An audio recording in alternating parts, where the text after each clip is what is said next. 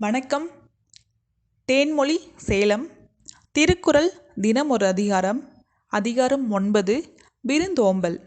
குறள் எண் 81. இருந்தோம்பி இல்வாழ்வதெல்லாம் விருந்தோம்பி வேளாண்மை செய்தற் பொருட்டு. விளக்கம். மனைவியோடு சேர்ந்து இல்லற வாழ்க்கை வாழ்வது விருந்தினரை உபசரிப்பதற்கே ஆகும். குறள் எண் 82. விருந்து புறத்ததாத் தானுண்டல் சாவா மருந்தெனினும் வேண்டற்பாற்று அன்று. விளக்கம். அமுதே கிடைத்தாலும் விருந்தினரை வெளியில் அமர்த்திவிட்டு அதை தான் மட்டும் உண்ணலாகாது. குறள் எண் 83. வருவிருந்து வைகளும் ஓம்புவான் வாழ்க்கை பருவந்து பாழ்படுதல் இன்று. விளக்கம். விருந்தினரை நாள்தோறும் போற்றுபவன் வாழ்க்கை ஒருபோதும் கெட்டுப்போகாது. குறள் எண் 84. அகனமர்ந்து செய்யால் உறையும் முகனமர்ந்து நல்விருந்து ஓம்புவான் இல். விளக்கம். விருந்தினரை முகமலர்ந்து உபசரிப்பவனின் வீட்டில் திருமகள் மனமுவந்து தங்கியிருப்பாள். குறள் எண் 85. வித்தும் இடல் வேண்டும் கொல்லோ விருந்தோம்பி மிச்சில் மிசைவான் புலம். விளக்கம். விருந்தினருக்கு உணவு படைத்த பின் எஞ்சியிருப்பதை தான் உண்டு வாழ்பவன் நிலத்தில் விதை விதைக்காமலேயே பயிர் விளையும். குறள் எண் 86.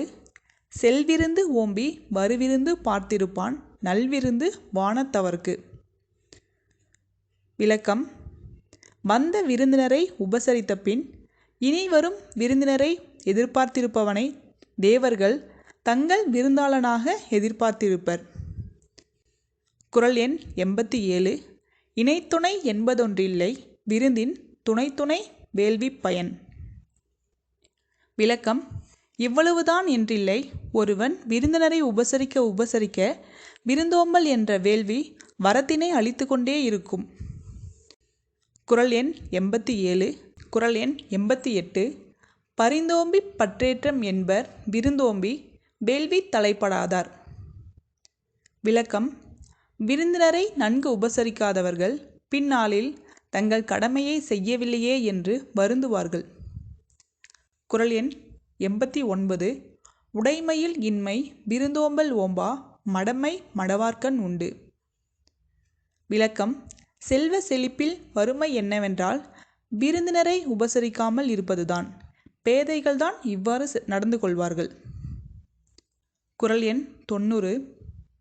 மோப்பக் குழையும் அனிச்சம் முகந்திருந்து நோக்கக் குழையும் விருந்து.